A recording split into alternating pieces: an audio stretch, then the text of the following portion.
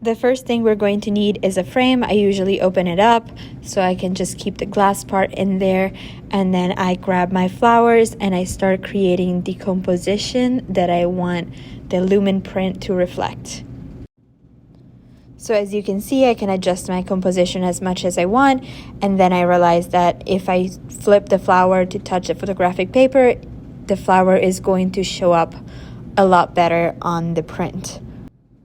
As you can see, I'm adjusting the flower just to make it perfect. I then grab the photographic paper, and as you can see, there's more of a yellow side and a white side, so I'm going to put the yellow side facing down towards the flowers and the piece of glass.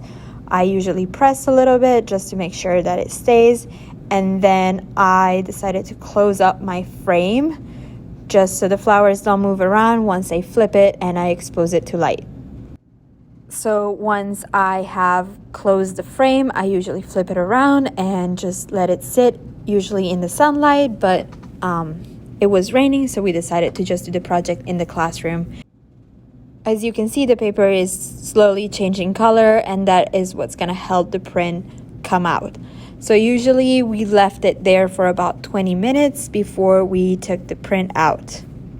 Once about 20 minutes have gone by, we open up the print and we take it out and just see the final result. And we will also take a picture of our final print to document it. And here's our final print.